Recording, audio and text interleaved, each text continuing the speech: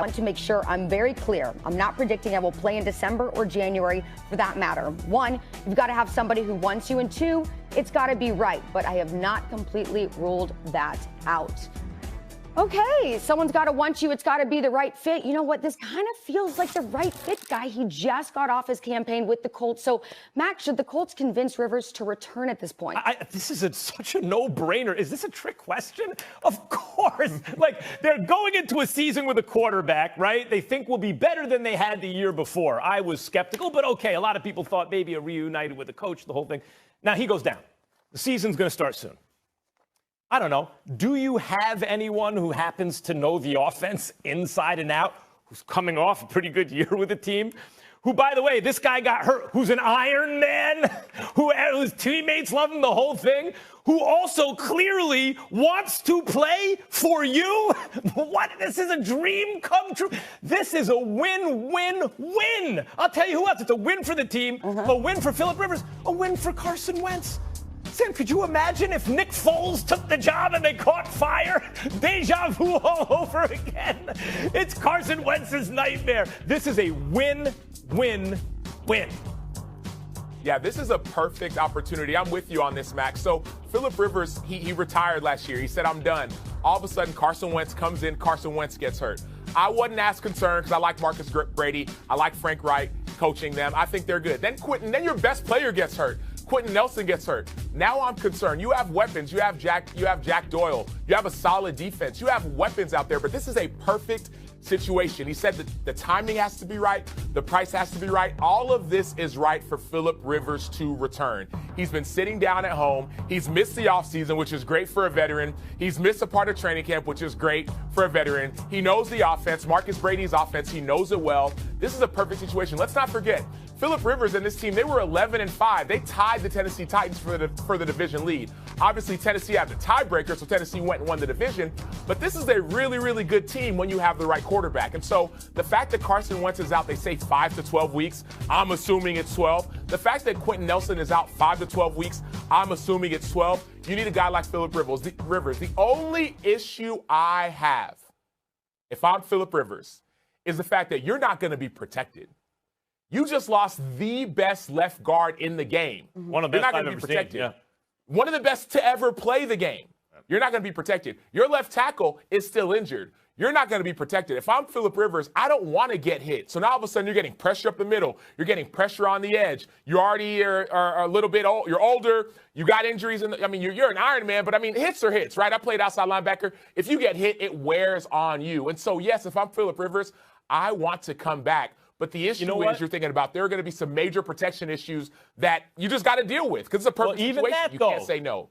Sam, even that is all the reason to go convince Phillip Rivers, because what you need is a guy who really knows the offense second nature and can make quick decisions and get rid of the ball. We saw Ben Roethlisberger behind no offensive line, no running game. Of course, eventually they petered out. We're not expecting this team to win the Super Bowl with Phillip Rivers, right?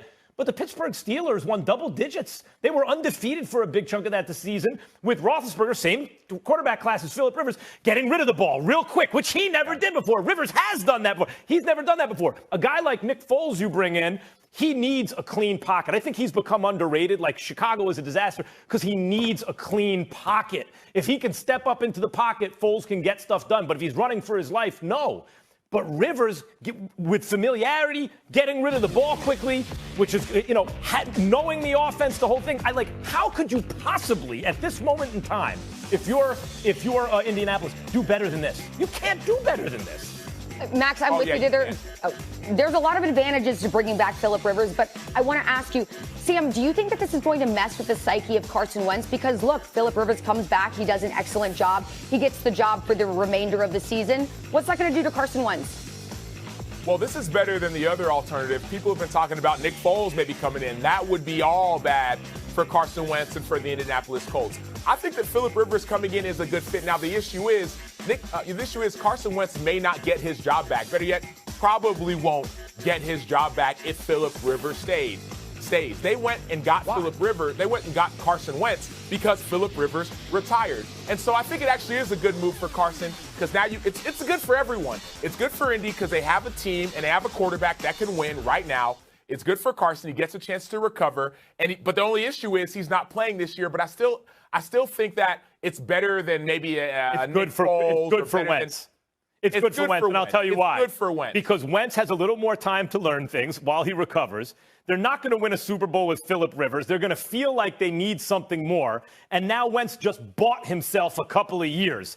First year back, maybe a quasi-catastrophic injury, new system. He's going to have some runway. He's going to have some leeway to play with here.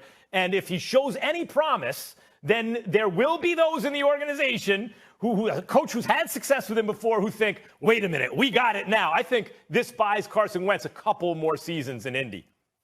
Yeah, it does. It does. And I think initially I heard Phillip Rivers say he's thinking about coming back. And I think, okay, don't think about it. Just sign right now. But then the point of Carson Wentz, it does buy him more time because of this. You get a chance to sit back and learn from a guy who's been in the league longer than you. Phillip Rivers has been through ups and downs. He was at San Diego, struggled, and they got good, and then struggled. They were good. So you can learn from him. This actually could extend your playing career. Sometimes I think what people forget is they want to get in right now. I want to be the star. I want to shine, right? First overall pick. But we often forget that Patrick Mahomes sat and watched and learned. Tom Brady sat and watched and learned. Aaron Rodgers sat and watched and learned. And so let's not. I think people put a lot of stock in getting in right now and shining, but there's benefit in sitting back and watching and learning. Phillip Rivers signing with Indianapolis, I believe, could be the best thing for Carson Wentz this year. It takes the pressure off. You can sit, you can watch, you can learn, you can get healthy, and then you can come back in the future and help them win even more. You're saying it's win-win-win. It's win-win-win all the way around. It's a win-win-win. Now, all we need is for Phillip Rivers to say yes. Mind you, he said he wasn't in greatest shape. He said he hadn't been running. That dude is coming back. Get all the way out of here. Phillip Rivers, he's putting his cleats on right now. Yeah, he's done coaching in Alabama. Hey, just sign the dotted line. Sign the dotted line. I don't need any conversation. He's over here. I'll think about it. I got to get a lather. No, sign the dotted line. Okay, well, you say win-win-win. I really hope the Colts can do just that, and I hope Phillip Rivers is the guy to help them do so because, listen, the first 5 games of the season for the Colts, the Seahawks, Rams, Titans, Dolphins, and Ravens, went to combined 54-26 last season, 4 of those teams making the playoffs, so the Colts need to be ready. All right, guys, let's keep it sportsbook. Kansas City is the overwhelming favorite to win their division for the 5th consecutive season, while both Denver and LA are tied for the second shortest odds at 6-1. Let's focus in on second-year quarterback Justin Herbert right now, though. Sam, you think that he's a top 3 quarterback following this season?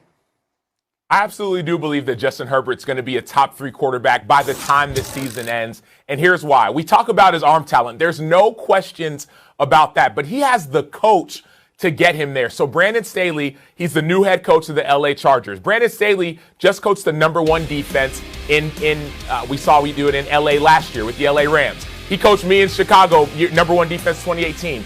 But Brandon Staley is a former quarterback. Brandon Staley coaches defenses from a quarterback's perspective. So Brandon Staley is in Justin Herbert's ear, teaching him everything he needs to know to be the best quarterback in the game. He's got the arm talent, but we always know it's not just about the arm talent. It's about the coaching. It's about the culture. It's about the fit. It's about the match. And let's not say that the LA Chargers don't have the team in place to do it. You've got Keenan Allen, who's one of the best receivers in the game. You've got a defense. No one's talking about Derwin James. No one's talking about Kenneth Murray at linebacker. No one's talking about Joey Bosa at defensive line. So they've got the defense to challenge Kansas City. They've got the team, and they've got the coach. I think Justin Herbert will hands down be a top 3 quarterback by the time this season ends. This is how I would put it. First of all, I disagree. I don't think he'll be top 3, and I thought I was Justin Herbert's biggest fan. By the way, he will be on the Max Kellerman Show on ESPN Radio, 2 p.m. Eastern is when the show starts on ESPN Radio, Sirius XM Channel 80, the ESPN app. You can download the podcast. Let him know I think higher of him than you do, because apparently he's a top quarterback. This is what I said. I thought people would accuse me of being hyperbolic when he was ranked 9th in Madden, and I said I actually think by the end of the season there's a chance he might be top 5. Here's the problem with putting him top 3. I presume it's Patrick Mahomes and Aaron Rodgers. Those are the two immovable objects in the top three. Sam, am I right? I want to see Sam because I want to make sure that I'm right about that. Look at me. You're absolutely right about that. Okay, those right. are the Those two, two, and then there's no one else that special, and so you're putting him there. The problem is Tom Brady just had a tremendous year and won the Super Bowl. He didn't just make a deep run. Well, his team was loaded, true, but he did win the freaking Super Bowl and did face Aaron Rodgers and Patrick Mahomes on the way, right? Like, so it's hard for me to leave Brady out of the top three until proven otherwise. Russell Wilson, not last year, but over the last 5 or 6 years, if you said who's been the best player overall in football over the last half dozen years, probably Russell Wilson. Tough to replace him. Beyond that, I would say this. I get it. I'd phrase it like this. Justin Herbert has more trade value, maybe than anyone in football, because Mahomes got $500 million coming, right? Justin Herbert's on his rookie deal 1 year in. If Trevor Lawrence pans out this year, he'll be where Justin Herbert is now. Joe Burrow hasn't proven it yet. Trevor Lawrence hasn't proven it yet. Honestly, as good as Josh Allen and Lamar Jackson are, I don't think they're as talented as Justin Herbert. So I think his trade value is enormous, and he has a chance to join Mahomes and Rodgers in that top three eventually. I don't think it's going to be this season, but I do think top 5 is certainly possible. And Max, okay, I hear you, but the only point that you really made, the only other person you could put in there is the GOAT, Tom Brady, which I believe, yes, he just won a Super Bowl, like he's a baller. We can't argue against Tom Brady. But what we can say is that the LA Chargers have gotten better at every position. They went and drafted Rashawn Slater to protect his blind side. We all saw Joe Burrow get injured because he had no protection. So they've gotten better on the offensive line. They've gotten better from a coaching perspective. They've gotten better from a defensive perspective. And yes, Russell Wilson over the last 6, 8, 10 years, you could say he's been one of the top players, but we're not talking about the past. We're not talking about the rear view. We're not talking about what happened in 2016 and 17. I'm talking about right now, Max. Right now. First half not a long time ago. And right now, Justin Herbert looks as good as anybody in the league. Yes, Patrick Mahomes is number one. Yeah. Aaron Rodgers had an MVP season, 48 passing touchdowns, 4 rushing. And he was competing with those guys right out the gate. He was competing with Mahomes early in the season. As a rookie quarterback without a coach. Now you've got a brilliant offense. So Brandon Staley has a photographic memory. This dude coached me back in Chicago. You have a brilliant How many wins for the Chargers? Mind. Charlie's trying to get in here. How many wins for the Chargers? Quick. 10. I think they're 10-7, maybe 11-6. Yes. I'll give them 11-6. And if we're staying in the right now, look, Justin Herbert, he only needs 29 passing touchdowns this season to become one of 2 players in NFL history, along with Dan Marino, to have 60-plus touchdowns in the first 2 seasons of their career. Good? He is that good.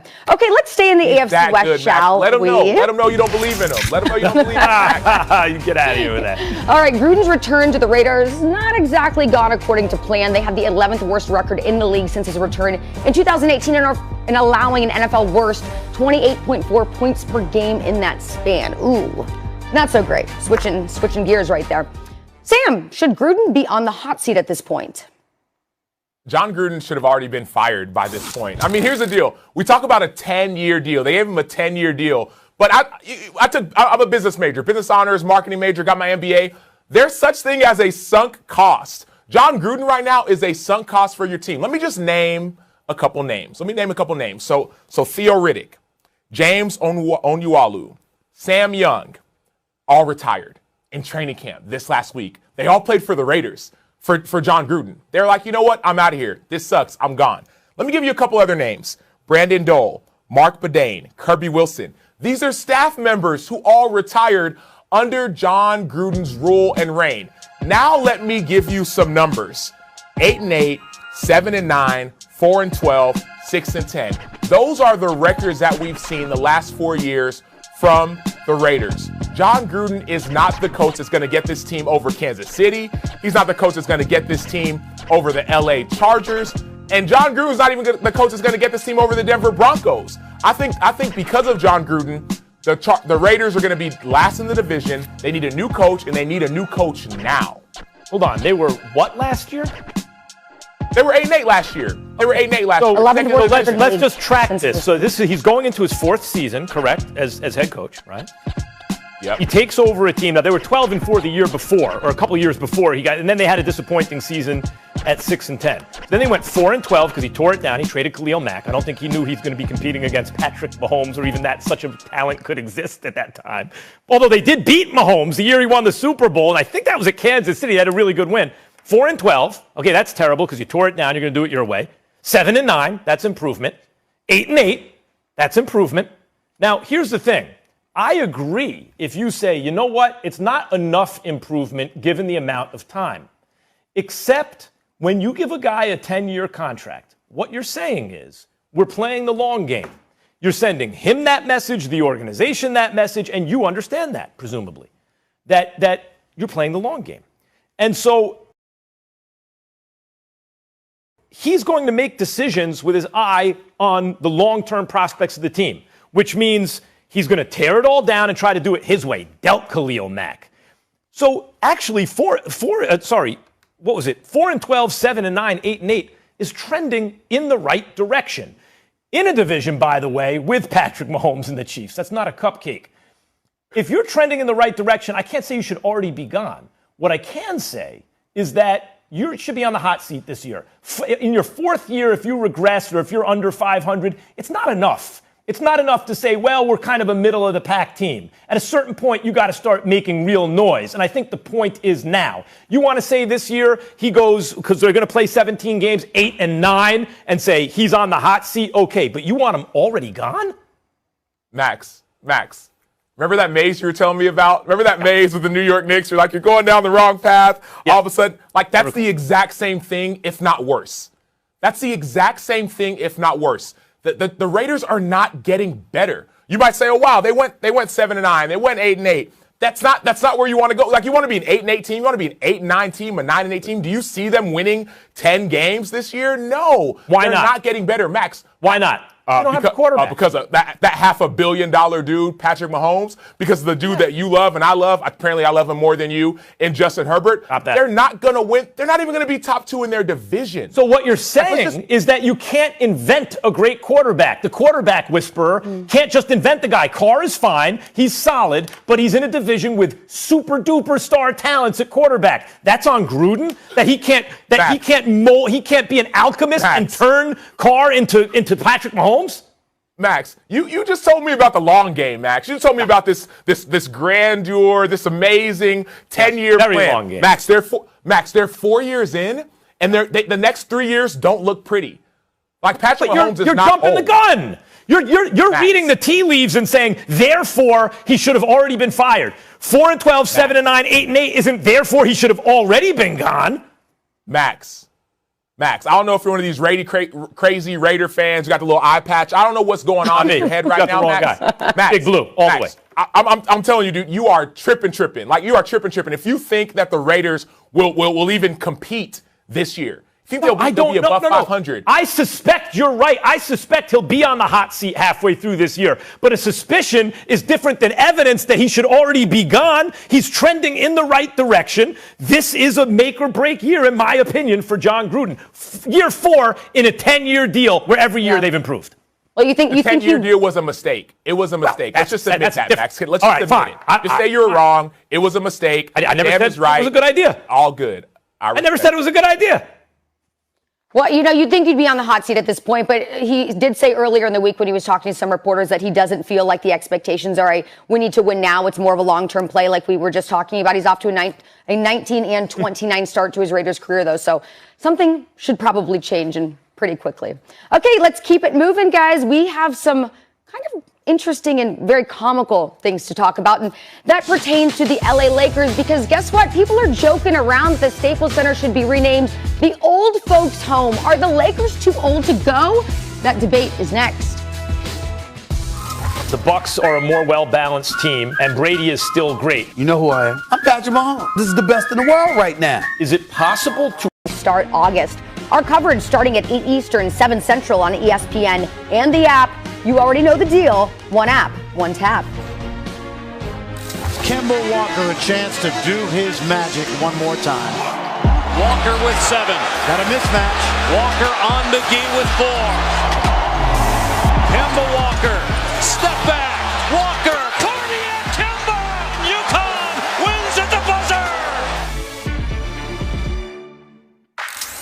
Breaking news, get ready to see more moments like that at MSG from four-time All-Star guard Kemba Walker, as he has agreed to a contract buyout from the Oklahoma City Thunder, and upon clearing waivers, plans to sign with the New York Knicks, sources telling our Adrian Wojnarowski. Kemba had 2 years, $74 million left on his deal. So Max, what's your reaction to this news? It's a good addition for the Knicks. Kemba Walker's a very popular guy in locker rooms around the league with fans. He is a tremendously skilled and talented player, but small. He's like a smaller version of Kyrie Irving, but a better locker room guy by reputation. He can do a lot of things to help a team on offense and with chemistry. But the Knicks, if you'll recall, not all that long ago, people were, beating their chest. They're about to sign Kevin Durant and Kyrie Irving and this one and that one. And they wound up with no one. They wound up giving Julius Randle $10 million a year because no one else would take their money. Couldn't give it away. Now, they've established a healthy culture with Tom Thibodeau. And I think that high-priced free agents will be much more interested in going to the Knicks. But, of course, the Knicks have no room to sign anyone now. And they better hope that their tradable assets are attractive enough to other teams that it can bundle a bunch of them together to eventually get a superstar, because no one on this roster would be confused with a superstar. Not Julius Randle, who's a nice player, who's now locked in long-term at enormous money. Not R.J. Barrett, who's also a nice player, who has a chance to develop into something better than that. But not Derrick Rose, who was once a special player and still a great sixth man. He's a tremendous player, but none of these guys are MVP best player or second best player on a championship team kind of guy. And Sam, that includes Kemba Walker. So it seems to me that there's a ceiling here on the way this team is constructed. And as a reformed Knicks fan, I can tell you, Knicks fans are used to it. They may be used to it, but I will say, Max, this is a step in the right direction. You can't deny that. If I'm a superstar player, yes, they might not have the cap space right now, but I see Kemba Walker as my point guard. I get excited about that. I see Julius Randle, who's been playing well. I say, okay, I can play with that.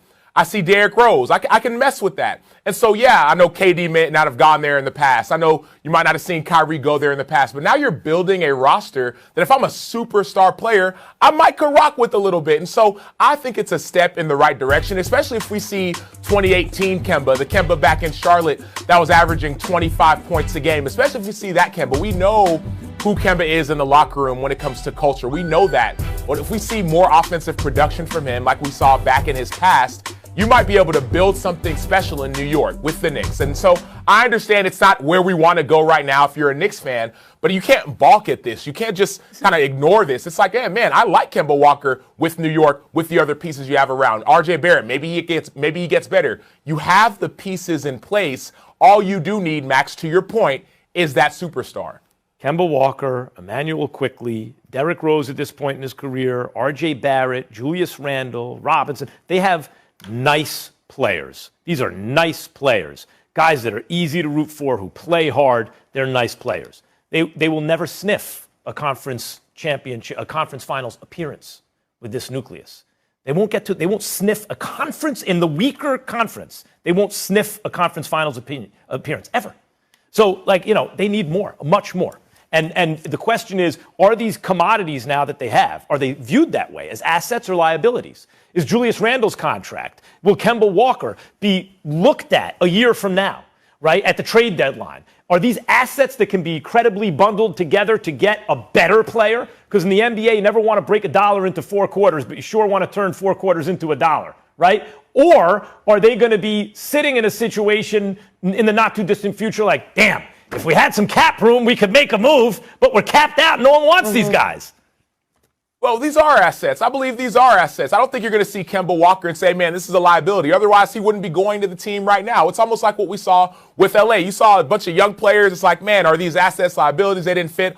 All of a sudden, bundled up, and you get a superstar. And so I think that the New York Knicks have some assets on their team that you can bundle up, in fact, and get a superstar. I'm with you, Max. They are a superstar away, but you have a nucleus now. Yeah, 2 superstars away, but okay. And who might those superstars be? We'll see if they can. Michael Jordan and Shaquille O'Neal. That'd be fine. Yeah, we'll see if that happens.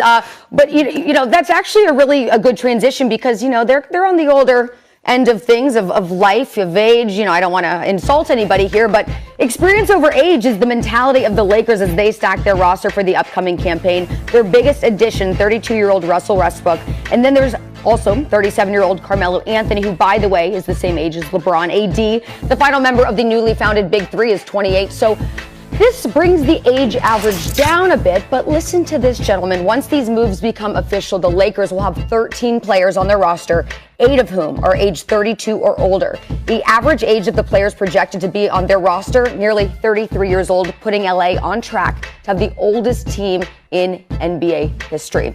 And I just mentioned in the bottom, right now, Staples Center is being called the old folks' home. So, Sam, are the Lakers just too old? I think they are. I really do. And it's not just because of age, because I think that with age comes experience. And I respect age. Max, as you know, I talked about LeBron and his experience. But I'm more concerned about the injuries. Like, that's where my issues come. One of your youngest superstars, AD, he's 28 years old, but he's been injury prone. He was out for 30 games last year. LeBron James, who's 36 years old, who's went to championship after championship after championship, he missed 26 last year. And then 2 years before, he missed 17 games in a row before he had to sit out the rest of the season. Carmelo Anthony, who we're glad that the Lakers fans are ecstatic right now. You got your shooter. He's 37. And so I'm not necessarily concerned about the age when it comes to experience. I'm more concerned about health. I'm high on the Lakers, but can they stay healthy? Max, you talk all the time about these hypothetical situations, assuming everybody in the world is healthy. We can't assume that. And so that's why you got to look at the age of these players and say, you know what? I think they're all talented. Russell Westbrook, 32 years old, super talented. But man, when you start getting older, the wear and tear on your body, we saw it this year with the shortened offseason, people get injured. And so that's where my concerns come with this LA Lakers team. Are they talented? Yes. Are they old? I believe they're old, and that you're going to see it when it comes with some of the injuries that you're going to see this year. That's right. You know, you can't deny that with age comes injury, although AD's always been injury prone. I don't know if his age has anything to do with it, and he's not old. He's in his prime, ostensibly. And Westbrook's been remarkably healthy, knock wood. And every year he's with new teammates on a new team. And in the first half, we're like, well, that's it. Age has caught up. And in the second half, we go, damn, this dude is like an MVP. So I expect that to continue. LeBron, 2 of the last 3 years, a normal Iron Man type guy has missed large chunks, and they've missed the playoffs and not advanced in the playoffs because of it, right? And he couldn't, well, they missed AD, but also LeBron wasn't at 100%.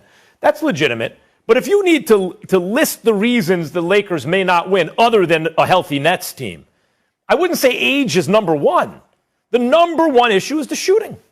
Because you have 3 players who are going to get the majority of the minutes, right? You have 48 minutes at each position, 5 positions, and you're going to get a huge chunk of those minutes at 3 positions, often playing on the floor at the same time, with a guy in Westbrook who doesn't shoot it well, a guy in LeBron James who shoots it average for his position, you'd say, in today's NBA, and a guy in AD who you might say the same. They don't have enough shooting there. The best shooter on the team in the starting lineup is Wayne Ellington. Unless you start Gasol, who at times, given the matchup, was a little unplayable in these playoffs. Dwight Howard's not a shooter, obviously. They need shooting. They picked up Trevor Ariza, Monk. They picked up some guys, but they need shooting. And if those guys shoot it well, in fact, Talen Horton-Tucker is their most valuable kind of commodity going forward. The guy with the most room for improvement who you believe can fulfill excellent potential. And he's not a shooter. So they really, he might wind up this year being the 4th best guy on the team, and he doesn't shoot it.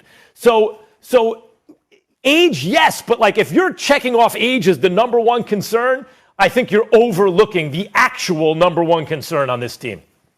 Well, that's why you go and you add Carmelo, right? You add Carmelo. We know that Russell Westbrook drives. We know that LeBron at his best is going downhill. But you add a guy like Carmelo who can maybe expand the floor a little bit. And I understand shooting is still an issue, but I think LA is actually addressing the issue. Let's add Carmelo, THT, let's see what he can do. But we're making moves in the right direction. I think that, Milwaukee Bucks, they won the NBA championship this year. Their shooting wasn't excellent, and they found a way to win. Yes, you can talk about injuries, right? Injuries happen. But I think that Carmelo coming into this lineup with LeBron, with AD, who could take the last shot and help you win a game, with Russell Westbrook, I think is a formidable matchup. But age, in my opinion, is the biggest issue because, once again, it goes back to not only are you able to make the play, but are you available, right? Availability over ability. Yes, you could have the best shooters. If they're not available to shoot, it don't matter. Carmelo was once a great scorer and is still an effective one. He's bad defensively, but he is not like a catch and shoot kind of guy. Like one of the reasons it looked like he was out of the league for a second, and I was fooled into thinking it, is because the landscape shifted under his feet, and he was neither a 3 nor D guy. He could hit a 3, but he's like on ball, monopolizing it, running an offense, and so he didn't do any special thing well enough, people thought, to be a valuable role player. It turns out, actually, but he can still do everything well enough on offense to contribute. But that's not what I mean by he's not a catch-and-shoot 3 guy, which it's probably a pretty good idea to put on the floor with LeBron James and Russell Westbrook and Anthony Davis. Maybe not just another ball-dominant guy, right? They have issues in terms of fit and in terms of shooting, I think, that supersede age. I still like him out of the West. I said all that. I still like him out of the West. Okay, well, the average age of the last 10 championship teams is 28.4. The Lakers, at this point, they're about 5 years above that. The last team to win a championship that was above the age of 30 as an average. Bulls? No, the Miami Heat, 2012, 2013, common denominator, LeBron James. See how it goes. All right, guys, I got 3 words for you. Hustle, loyalty, respect. Those sound familiar? Hopefully you guys can show all 3 of those to our upcoming guest, Mr. John Cena, who joins us live in just a bit. You can't see him, but his time is now. Plus, the Giants training camp looked like the WWE yesterday. Here's a reaction from the Giants. First day of pads, gets physical, gets chippy. Obviously can't have penalties. It's unfortunate. But I think everyone's protecting their sides and just try to establish physicality the first day, but we got to keep it, within rules. I'm going to pay my punishments. I don't regret anything I did out there. I was protecting my guys, so at the end of the day, I'm a grown man, and I pay my dues. That's what this league's about. It's one of those things, again, like I said, you lose games for that reason alone. If any guy gets hurt down there, penalties, all those types of things, it's going to make you lose. There's consequences for that kind of stuff, and that's the way it is in the game. If you lose your cool, there's consequences. That hurts the team. So that was the message, and I think everyone understands that. Okay, well, whether it's a front or not, the guys seem to be pretty cool about what happened. But, Max, I got to ask you, is it good the Giants are showing fight like this in practice? Yeah, it could be. It could be good, as a matter of fact. I want to remind everybody of another high first-round draft pick at quarterback who wound up in a fight on the bottom of a pile, in a fight with a defensive player in 2015. It was in Carolina, and it was Cam Newton and Josh Norman. And Cam wound up on the bottom of a pile. And all they did that year, the Panthers, was go on to play in the Super Bowl. I'm not saying this is exactly the same situation. There's no perfect analogy, no perfect parallel. But Phil Jackson talked about, in one of those books, about the stages of team building, Sam. And there's a certain stage, it's like stage 3, where guys want to improve, and they're in the process of coming together, us against the world, but it's still kind of individual. And I would apply 2 sayings to this. This is how the sausage is made, right? If you actually see it, you're like, I don't know about this. But, that's how it's made. And never show a fool half a job. We're the fools and this is half a job. Joe Judge's style of leadership from the head coaching position is fiery, right? And he's a disciplinarian, but obviously he gets his guys to buy into this idea because that would fall flat most of the time. But obviously his team believes that the coach is actually putting them in positions to win. He has to get them to buy into, actually, this guy wants me to succeed, right? Or that style's not going to work. And this is a team that's showing a lot of fight, a lot of passion, even the way it was addressed afterward. This is something that doesn't have to happen again. But the fact that you see this at this point in a team's development that seems to be ascending is not necessarily a bad thing. Max, let me go ahead. You're reaching. Like you're like a little kid trying to like reach so like a little, the thing you do. You're reaching, Max. Like, let me just debunk a few of your theories. In 2015, Cam Newton was an MVP quarterback. No one's sitting here thinking that Daniel Jones is going to be an MVP quarterback. Ron Rivera is like coach of the year. No one's thinking that Joe Judge is going to be a coach of the year candidate, right? In the NFC, Ron Rivera was voted coach of the year. So let me, that's number one. Number 2, what we saw in 2015 wasn't a team-wide fight. You saw some people around the pile trying to pull away Josh Norman and pull away Cam Newton. That was different. What we saw yesterday was the entire team on the field, number 2. So that's not a good look. Number 3, you're doing up downs. You're doing push-ups. You're having to run as an entire team in the NFL. Like, that's what we did in high school, dude. Like, in high school football, the whole team gets into a fight. All of a sudden, you do up downs and you run. You're getting disciplined. And in college, even, large amount of the team gets into a fight. So why we do up downs as a punishment? You are professionals. So there's a difference if you're fighting in order to establish a pecking order. 2015, once again, Cam Newton, he's the top dog. Josh Norman's coming in. Hey, he's a good player too. Let me show you what I'm about. You establish a pecking order. You see who's who. I had times in my NFL career where you're going against a guy, you get disrespected. You fight. You show that you are to be respected. But the entire team fighting, number 1, not a good look. The quarterback up at the bottom of the pile, number 2. I don't like that part either. I'd like the quarterback to not wind up at the bottom of the pile, for the record.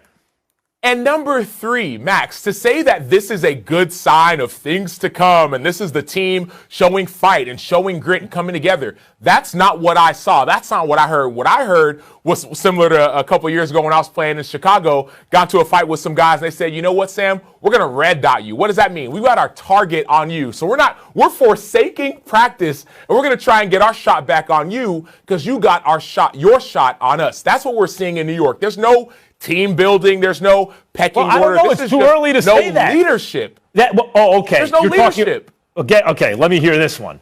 Where? With the players? So if you've got a good leader when it comes to the coaching staff or the players, fights like this, team-wide fights don't happen.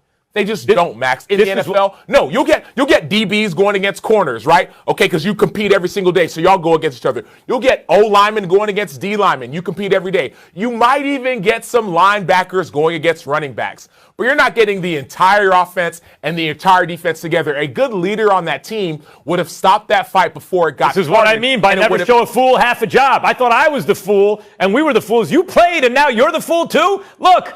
How am I the fool, Max? How am I the fool? Explain to me how I'm the fool here. Because you may be right that they, at that moment of that fight, they lacked the right kind of leadership in the locker room. The players did. You're right. But this is how the sausage gets made. This is not show the fool half a job.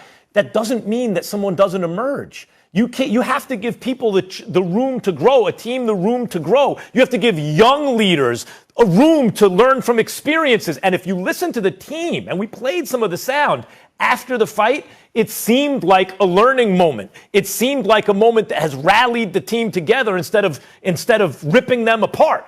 That's what I mean. Like, we're all the fools on the outside who didn't play the game. But I think everyone can be fooled in this situation. Just because that doesn't exist at the moment the fight happened doesn't mean that can't exist by the end of this season. Max, I played the game. I've seen fights. That's not a fight you want on your team, point blank, period. Yeah, it's not something that you want to see, but it was a small incident. The melee ensued. Daniel Jones said that he got involved for, quote, because he was part of the team. And he actually, apparently, from his teammates, has earned some locker room credibility after he did so. Oh, look at that. See, Sam, look at that. There you have it. So this could be a good sign of leadership. What I will say. They're going to the Super Bowl this year, Max? No, of course. Because of fight? No, but I think they can win the division. I think the Giants can win the NFC East. Stop, Max, and please. I also we ain't got time for this right now. I also think that you don't want to get into this ditch, Max. They can't do this again. If that happens again, I'll agree with you. And now let's welcome in WWE superstar turned Hollywood superstar. He's playing the role of Peacemaker, as you can see in the highly anticipated DC film, The Suicide Squad, which hits theaters and streams exclusively on HBO Max this Friday. Ladies and gentlemen, he really needs no introduction. He is fully committed right here, Mr. John Cena. John, how you doing? We appreciate you going on out for the show. Thank you very much. I broadcast live to you from the layer of peace. Don't confuse that with the layer of fight. They're closely correlated, but very different. Max, you want to start? What a cast. John Cena and Idris Elba. A shark? I saw a shark there. Directed by James Gunn. I'm in. What am I to expect here? Here, expect the unexpected, and that's the crazy thing about The Suicide Squad. I've described this movie to everyone as like, well, what am I going to expect? The best way I can tell it is no one is ready to see this movie, but everyone needs the Suicide Squad in their life. They're going to be astounded and amazed when they go on this ride. Well, John, you're known to be a nice guy. We all know that. But the character you're playing, Peacemaker, I know you to be a nice guy. But the character you're playing, Peacemaker, is a bully. It's like how do you get into character to play such a role? Well, I mean, it's just, the definition starts with the costume, and then obviously James has a wonderful vision for all these characters, and it just kind of goes from there. We have a lot of fun, and we really riffed back and forth a lot, so a lot of outtakes, probably a lot of wasted film. But at the end, you get a really well-defined character who you may think is a bully. I just think maybe he's a little confused and misunderstood and needs some guidance. Expect the unexpected. Sam, expect the unexpected. He's already been through that. Expect the unexpected. Well, speaking of expecting the unexpected, 2 weeks ago, John, you returned for WWE's Money in the Bank. Everybody was surprised. Now, a lot of times WWE can't really keep things a secret when it's news like this. So what was it like to hear the roar of the crowd making your return, and how did you manage to keep it so down low? Oh, it was really special, and I traveled by envelope. The U.S. Postal Service is, it's very easy to keep yourself a secret. The travel was a bit rough, but I made it on time, and it was awesome to be able to be in front of live audiences again. I've since been performing live for the WWE for the last few weeks now, doing all the shows, both televised and non, and it's going to culminate hopefully at an epic match in SummerSlam against Roman Reigns. Yeah, absolutely, and that's what I want to ask you about next. SummerSlam, you and Universal Champion Roman Reigns will be taking each other on. So what made you want to get back in the ring? Was there something that spoke to you, or was it something you had planned for a long time? Oh, no, I've always wanted to be back. It's just when opportunities like this come along and I get to wear a wonderful helmet, you have to take it, and you just can't do both. And I think I've tried to be as vocal as I can, explaining to fans that you cannot do both. When you film a movie, there's binding insurance, and they won't let you go back and forth. So I have a month now between the wrapping of Peacemaker and the shooting of Argyle over in the UK, and I wanted to return to my family. WWE is always my home. I'm a tried and true WWE superstar through and through. I always will be, and it's a place that I call home, and the audience is my family. Well, one of the most famous wrestlers ever is like, there was a movie where I could dress up in a costume I couldn't say no to. You got to go see the movie. John, I want to talk about the Lakers, though, because you're from Massachusetts, but you've been seen at Lakers games in Lakers gear. So first, so that's like a two-parter. Was that a heel turn, number one? And number two, yes. What do you think of the Lakers additions? What's your basketball analysis? So, number one, according to whatever audience member you ask, I have turned evil so many times before, so that's up to perspective. Number two, we'll figure out how the Lakers do with all their acquisitions and whatnot. I'm really not in the mergers and acquisitions department. What I can say that I do love about the Lakers is they're 17-time champions. And that's the number I got my eyes set on, so I'm really is number 17 for me as well. Well, John, so you're known to be a Patriots fan, and Matt Damon recently came out and said that if the Patriots and the Buccaneers were playing in the Super Bowl, he would root for Tom Brady. Well, they play in Week 4. Who are you rooting for? That's a good question. I would say I would root for Tom Brady in a Patriots jersey. I would wear a Patriots jersey and root for Tom Brady. And there'd be some sort of exotic dip involved. Chips, certainly, maybe some sort of like 12-layer queso. Oh, I respect it. I respect it. Okay, go ahead, Max. Wait. I just need a little clarification. Does that mean that you root for Tom Brady to do well, but the Patriots to win? Or you flat out want Tom Brady to beat your team? I don't have any stake of ownership in the New England Patriots, so Not yet. claim that they're my team. I thank you. I appreciate that. Yeah, not yet. Yay! But no, I just I don't know. I'm not really a dedicated fan to a team. New England fans are harsh, and I probably am stonewalling myself from ever returning to New England. But I just kind of like sports for the stories, as we all do. And when the stories are localized about Boston or New England sports, that region's fans get excited. And of course, now the rivalry between the Patriots and Tom Brady makes that story a little more interweaved and more exciting. But I'm a storyteller, and I really like the dramatic atmosphere that sports uses as a backdrop, which is why I'm drawn to sports. But I can't bind myself to geography. I like to see teams excel, and I like to see certainly people like Tom Brady who can repeatedly excel at a sport, especially at his age and his output level. He's an anomaly. It's really something to watch him. Listen to the eloquence and the sophistication in this getup. In this It's a very strange dichotomy, huh? Well, I got. Baker was called a bully, and I said he was misunderstood, and I think now you guys get it. Well, John, I got one more for you. Just because you said you're a storyteller, right? So we see you big, bad wrestler, actor, right? The whole thing.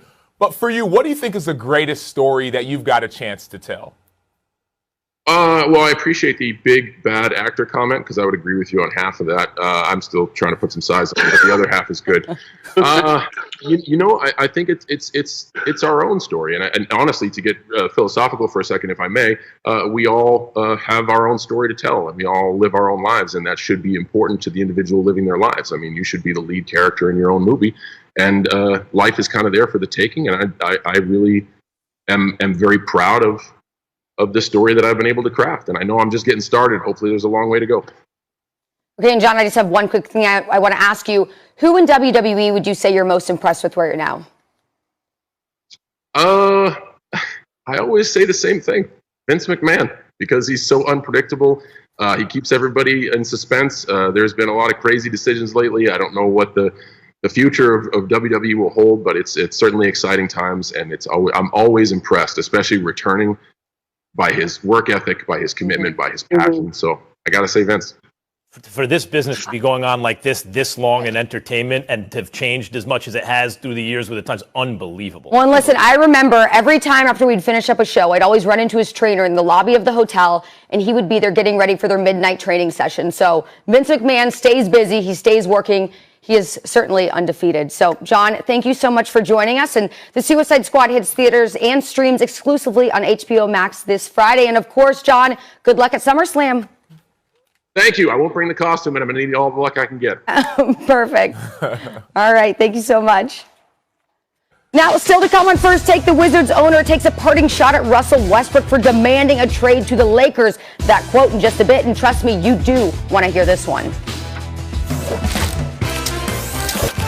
I'm all for taking risks and taking shots. Imagine hypothetically that I know what I'm doing. You never know what can happen in these last couple of games. It's very tough to come to the crib, especially if I'm there. No. You can't fight it. You know what's happening. You're trying to fight it. That is the goal right now, and that is the motivation right now. I ain't choose the game chose me. I'm a champion, I need some trophies. This would definitely be a trio to be reckoned with. LeBron James delivering AD Dynamite. Westbrook, he just doesn't stop. I'm a champion, I need some trophies. The Lakers, they are not messing around, guys, and neither are we, because we have quite the show for you today. What's going on, everybody? Welcome on into First Take. I'm Charlie Arnold. Stephen A. Smith. Where's Stephen A? That's a good question. I'm better looking. I'm the better looking version, so I got you, Max. Well, I saw him yesterday. He was still reacting to all the news that we're going to get to, but he was casual. He was cool. So clearly taking a few days off after a very busy last month. But guys, we got Max Kellerman, Sam Acho. Hope you both are doing well. But let's get right into it, because LeBron James finally getting his wish, and that is to play a season with his boy Carmelo Anthony. Melo, now a Laker, signing a one-year deal yesterday in the franchise's quest for gold. Melo, in his 13 career playoff appearances, has only reached the conference finals once and has yet to play in the NBA Finals. Now, the Lakers added 8 free agents to their roster in less than 2 days, including future Hall of Famers Carmelo Anthony and also Dwight Howard. Pairing Anthony with LeBron James means the Lakers now have 2 of the top 10 scorers in NBA history. And guys, look, it's First Take. We love to speculate early, and now that we have a big 3 on both coasts, we have Kyrie, KD, and Harden for the Nets, and then also LeBron, AD, and Russell Westbrook on the Lakers, along with several other key additions in LA. I got to ask you, Max, should the Lakers be favorites over the Nets to win the championship next year? No, they shouldn't. They have a legitimate answer now. They have 3 different kinds of cats, but they shouldn't be favored to beat the Nets. Let's not forget that the Nets were humiliating the eventual champions. The Bucks were getting crushed. Harden wasn't playing. James Harden, game for game, was the best player in the NBA in the regular season this year, playing the best basketball of a career that's included MVPs, right? And he was better than ever. Didn't play, and the Lakers were wiping the floor. The Nets were wiping the floor with the Bucks. What if they had all 3 guys? See, the thing about the Lakers' big 3 that they just put together the surrounding cast, right? The thing about the Lakers' big 3 is, at best, they're average shooters for their position. LeBron's about an average shooter for his position. Maybe AD is also. Westbrook is not, right? The Nets, big 3, I want you to listen to this closely, Sam. See if you can contradict what I'm saying here. See if you detect any lies, okay? I'm already detecting lies, Max. Well, go ahead. You'll have a chance to tell me all about it. The Nets' big three, each guy at his position, is the best overall scorer at his size in NBA history.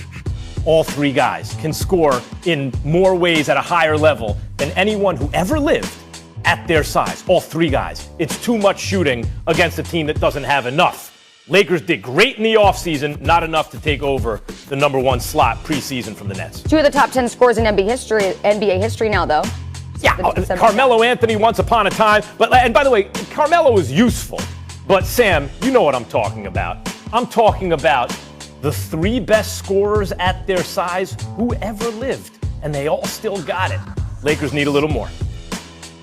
Yeah, Max, I hear what you're saying, but I'm detecting lies because, yes, they may have the three best scorers at their size. And, yes, Harden, as you mentioned, game for game may have had the best season of his career. But remember, James Harden wasn't healthy the whole season. Remember, James Harden in the playoffs, oftentimes his production decreases. Let's not forget that when you bring superstars together, it doesn't always work. I'm reminded of my chemistry class, right? In chemistry, we all took chemistry. You put a bunch of elements together and they make something new. And sometimes these elements will make an amazing new kind of creation.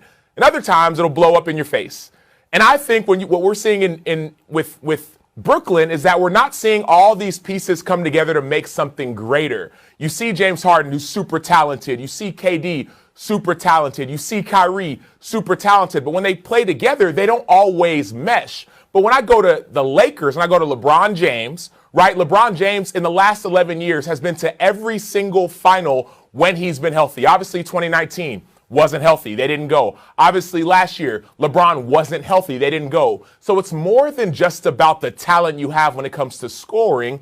It's also about what kind of leader are you. If I'm picking a team, Max, you can look at me as however you want to look at me. If I'm picking a team, I'm picking a LeBron James-led team every single day of the week. Get to the finals. Sam, we're assuming they're both in the finals. He doesn't always win the finals, LeBron. He's not Michael Jordan.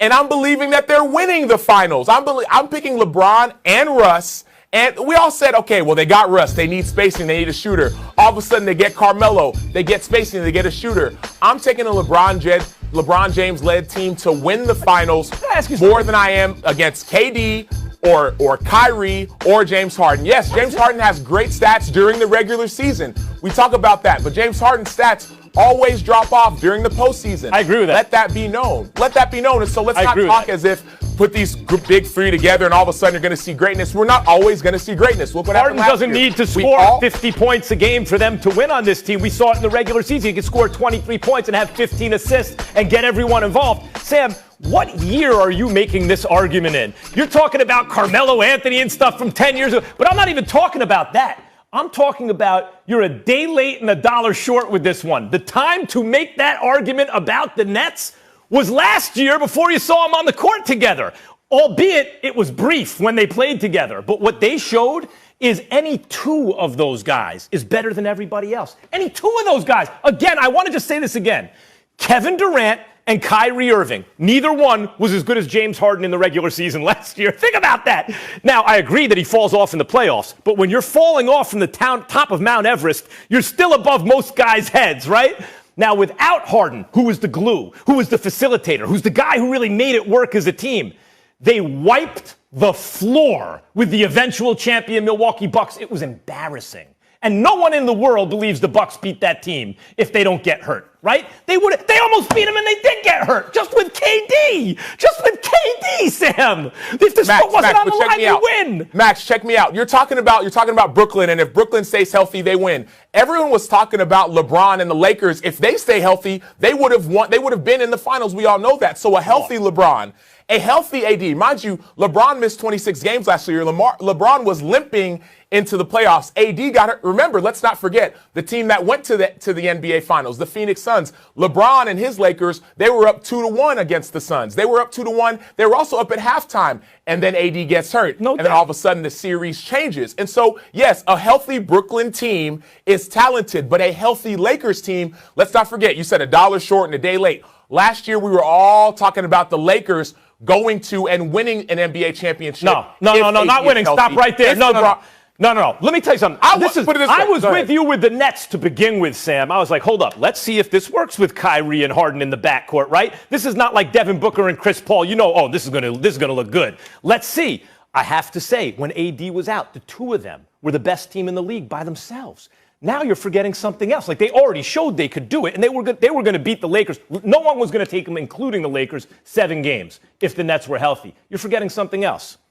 They added Blake Griffin, who we all thought was done. He hadn't dunked in a year and a half. And then he posterized Giannis. Now, Sam, what does that mean, that he posterized Giannis? Blake Griffin's game was never, he's going to kill you from the outside, dazzle you with footwork. If that dude is posterizing Giannis, that means he physically got it. Blake Griffin is the number 4 on that team. The number 4. So Max, what happened? What happened? Why isn't Brooklyn? Why doesn't Brooklyn have a ring right now? Why aren't they doing a parade? Why aren't we crowning them champions? What happened? What happened? What happened was James Harden had to force himself out of Houston to get to Brooklyn. In order to do that, he had to fall out of shape. He showed up fat and out of shape. Still rolled out of bed looking like a hot mess and was a walking 30-point triple-double in Brooklyn in wins against the best teams in the West. Don't let this dude have an offseason to get in shape now.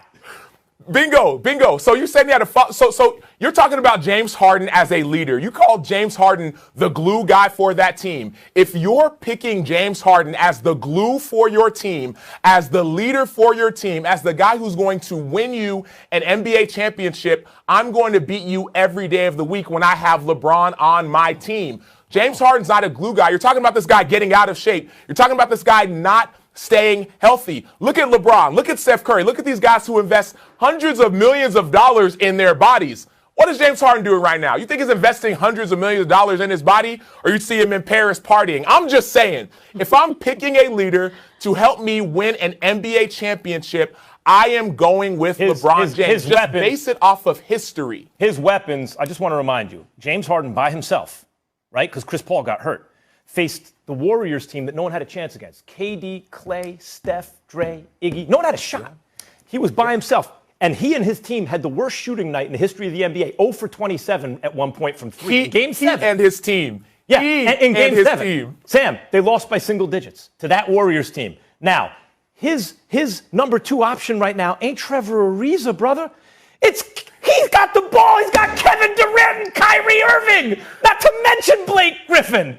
And you guys who can shoot the lights out on that team, it's a problem. Okay, well, this is a perfect time to transition because you just brought up the Warriors. And guys, get this big news, 2-time NBA MVP and 4-year, $215 million contract extension with the Warriors, making him the first player in history to sign 2 $200 million plus contracts. This deal ties Curry to the Warriors through the rest of his prime and solidifies the franchise's pursuit of a 4th NBA title with a core that includes all-stars Klay Thompson and also Draymond Green. That is a lot of money. Good for him getting the bag. So, Sam, I got to ask you now, are the Warriors a threat to win the West? Because right now you're betting on the Lakers, it sounds like.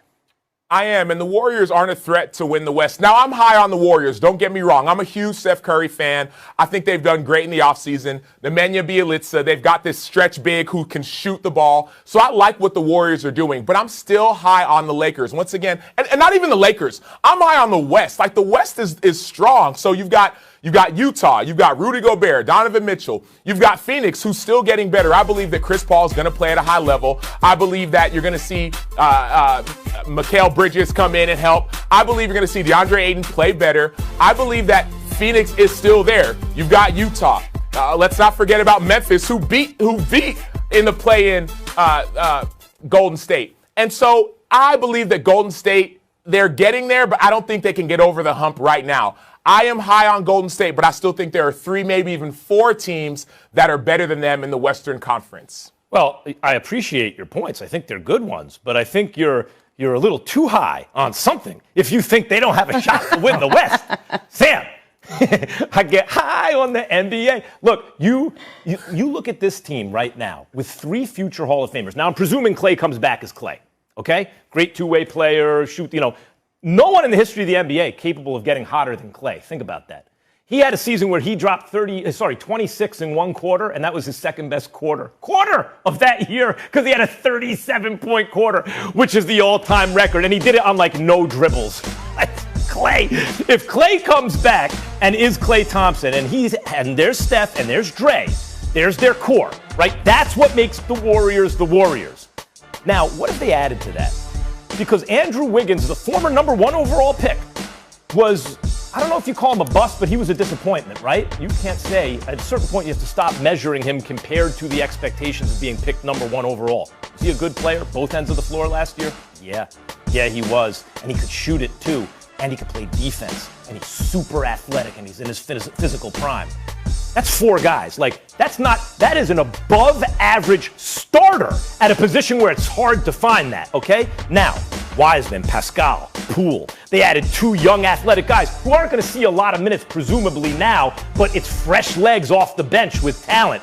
You tell me that those guys don't have a chance in the West? Oh, they got a chance, Sam. They got a chance. You got to give them a chance. But are you picking them, Max? Are you picking them over LA? You're making a lot of presumptions, which I respect, right? You're presuming that Brooklyn's healthy. You're presuming that Klay comes back as Klay. Those are a lot of presumptions, right? Let's assume as well that Jamal Murray comes back healthy with the Joker, the league's MVP. If we add those teams in, that's a lot.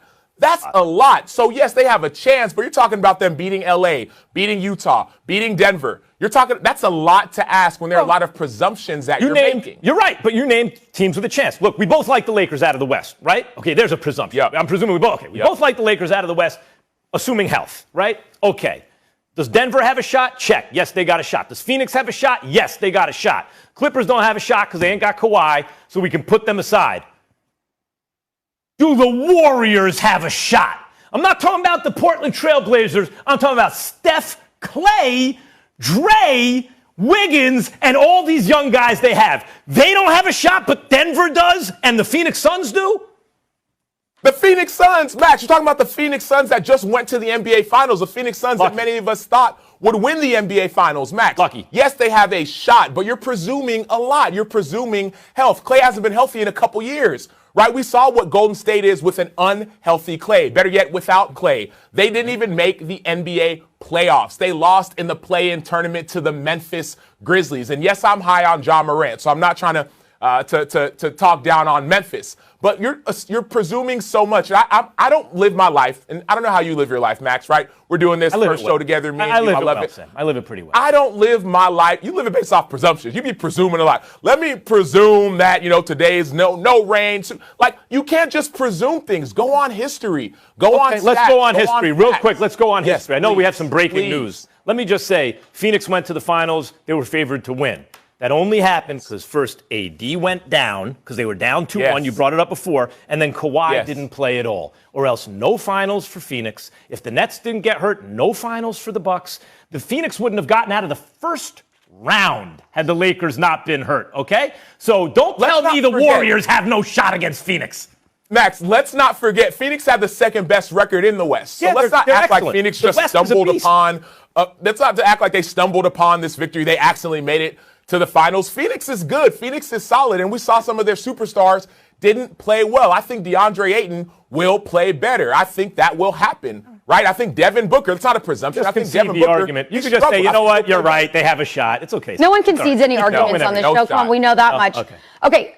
Guys, look, there's a lot of competition in the West. We do know that, but let's give Steph Curry his props. He's already the Warriors' all-time franchise leader in points, assists, and threes. He's also only 79 steals away from becoming the leader in that department as well. But we do have to move on because, wow, do we have a lot to get to. Some breaking news happening in the meantime. And guess what? This includes the New York Knicks. Also, the Bulls also making big moves this offseason. We'll get Max's ceiling for Chicago after adding both Lonzo Ball and DeMar DeRozan. Plus, you all know I'm a Colts fan. I'm wondering, do the Colts need to bring back Phillip Rivers as insurance for an injured Carson Wentz? Guys, you agree? Let's not forget, Jimmy G, it's not just that he went 2-0 in New England or something. He wins including the playoffs, 3 times as much as he loses when he starts. But because he's been injured so much, we also have a large sample of times when he doesn't start. So there seems to be this impression that, Shanahan could do this with anyone and he's so replaceable. Well, if that were the case, then they wouldn't lose 3 times as much as they win. Same team. It's like a perfect experiment. Same team. Take Jimmy Garoppolo off, replacement player right there. They go from winning 3 out of every 4 games they play to losing 3 out of every 4 games they play.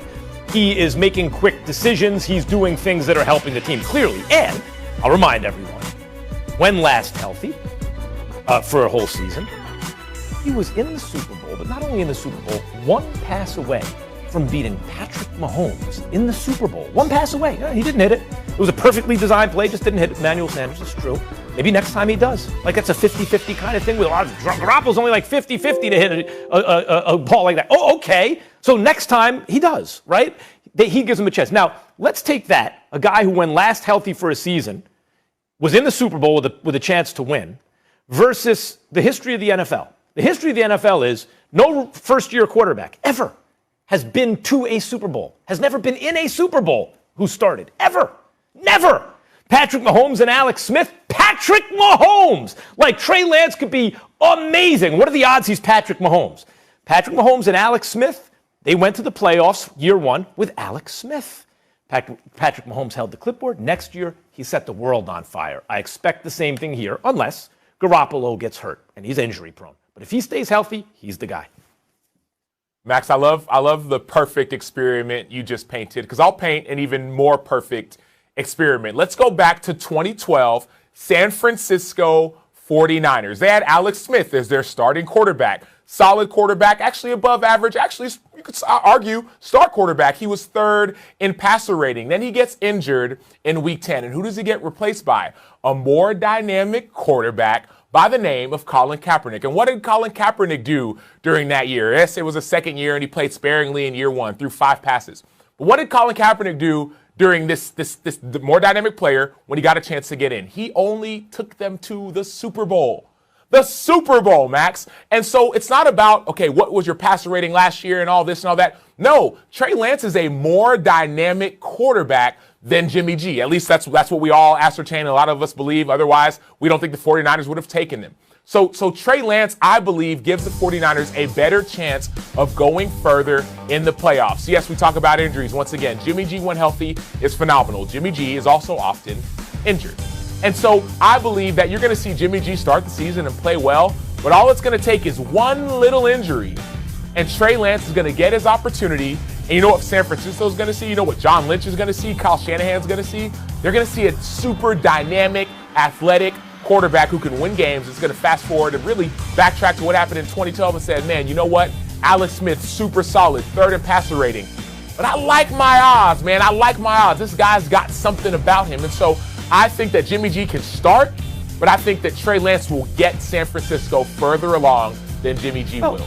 And I just want to ask real quick, Sam, is it just one little injury that's going to make the difference, or a screw up on the field? Could that also be the difference maker? No, it's an opportunity. All that Trey Lance needs is an opportunity. Oftentimes, you're a young quarterback, you don't even get that opportunity. Now, Russell Wilson, we saw in Seattle, he got it. He got the keys early on. But Patrick Mahomes, he sat his first year. He played in week 17, right? He sat year 1, but he got his opportunity year 2, and he shined. We don't know what's going to happen in Chicago. We all think that Justin Fields is going to sit, but I believe when he gets his opportunity, he's going to shine. Trey Lance, all that he needs is an opportunity. Jimmy G is a phenomenal quarterback, but he's often injured, and I believe that injury that may happen this year, hopefully he stays healthy, right? Nobody wants to see anyone get injured. But if he does, and Trey Lance gets an opportunity, I believe that Trey Lance not only is running with that opportunity, but he's going to take San Francisco further than Jimmy G will. Than Jimmy G would have. They can't both play quarterback. If Jimmy G hurt. Absolutely. I think that's a pretty good prediction. I think something like that is likely to happen too. And I don't know that San Francisco knows exactly how good they are, which is why they moved up, spent all that capital to draft the quarterback, even though they have Jimmy G. He is injury prone. So just say, Sam, you're right. Sam, you're right. That's what I'm hearing. Well, actually, I was very specific. And you might be right about this too. You had a point you didn't even make, but you sort of alluded to. Eventually, one day, some guy in his first year probably is going to make the Super Bowl, right? Records are made to be broken, and maybe this will be the time. But if you're asking me what's more likely, a quarterback who, when last healthy, was 1 pass away from winning the Super Bowl, taking a team with a lot of the same guys on it deep into the playoffs, or a guy for the first time in the history of the NFL making a Super Bowl in his first year, I'll take the latter. The former. And your point about Kaepernick was interesting because you finally got around to saying it was his second year. In Kaepernick's first year, what did he have? 5 passes? He didn't play. He was dynamic, but he didn't play instead of Alex Smith. That's another dynamic quarterback didn't. Patrick Mahomes, who didn't play instead of Alex Smith his first year. They learned. So in their second year, they were ready to set the world on fire. That ideally, I'm sure, for the San Francisco 49ers is what they hope for. Let Garoppolo stay healthy and let this kid learn, and then the next year he'll take us farther than Garoppolo could, hopefully, right? Although how much farther can you go? But Max, you're just saying like, well, Garoppolo will get hurt. Yeah, sure, it's likely, and that's why they have a guy waiting in the wings. What's more likely? Garoppolo, if healthy, keeping the ball, or Trey Lance taking it from him? Max, you love using qualifiers, so I'll ask you a simple, straightforward, point-blank question. What's more likely, Jimmy G staying healthy or Trey Lance getting in there and making plays? Trey Lance getting in there and making plays. So Trey Lance getting in there and making plays. There's your answer. There's your answer. No, because then he has to keep the ball. Then Garoppolo has to be on the shelf permanently. They have to feel if Garoppolo misses a game or two and he can take the ball back and they're in a position to make a playoff run, are they going to hand it to a guy in his first year knowing that Garoppolo's one pass away from winning a Super Bowl and no first-year player at quarterback has ever taken a team to the Super Bowl, ever? Records are meant to be broken. You said it yourself. I'll just reiterate what you said, Max. Records are meant to be broken. Okay, well, let's switch it over to the NBA, and I have a statement that you both are going to agree on. That is Russell Westbrook is great. He's a future Hall of Famer and one of the best players in the NBA, but his trade to the Lakers now lands him on his 4th team in 4 years, leading some people to wonder why he moves around so much. Now, Wizards and Capitals owner Ted Leonsis had this to say about the departure of Russell Westbrook. Quote, "We had a superstar player with the Wizards. He had an opportunity and wanted to be traded to the Lakers. And I was dealing with that as we were announcing Alex. I couldn't help but self-reflect on what a difference it is. Here's a great player in Russell Westbrook. He played in OKC, wanted to be traded, went to Houston, wanted to be traded, came to DC, wanted to be traded, and is now in LA. He's an unbelievably great person and an unbelievably great player, but that's the difference between the NBA and the NHL, I suppose." And I just want to clarify, when I said they were announcing Alex, they were talking about Alex Ovechkin, also a superstar in his own league. So, okay, Max. No. Let's start with Sam here. Are Leonsis' comments on Westbrook fair or are they foul? They're foul. They're all the way foul. It's out of bounds. Those are uncalled for. Let's not forget, if you want to talk about loyalty, like Max, you love basketball. Let's talk about loyalty. Russell Westbrook is loyal. He stayed in OKC for 11 years. The only reason he left is because everybody else was gone, right? Then let's talk about loyalty again in Washington. Let's skip over let's skip over Houston, right? Go to Washington. The reason he wanted to leave is because Scott Brooks left.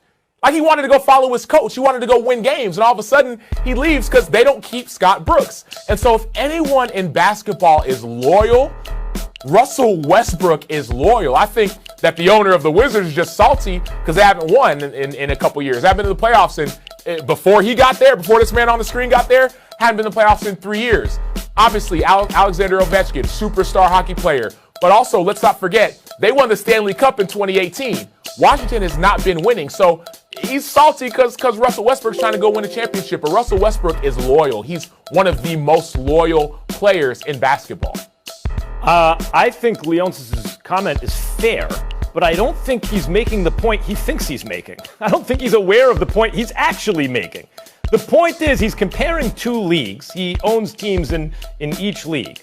And he's taking the more popular league, the league with a far larger economy, the league that has far more cultural currency and relevance in today, and is growing faster, right? Worldwide. He's taking that league and pointing out a difference with the way superstars behave. Now, I'm not suggesting that it's necessarily the case, that it's causal. Superstars have so much power in the NBA, and therefore fans like it more. It's likely more correlation. One of the outgrowths of the fact that it's so popular is that players have gotten powerful, right? But if you want to make the point that fans actually don't want like a sclerotic, they don't want like a league where things don't happen I think a lot of the interest in the NBA is fueled by off season and even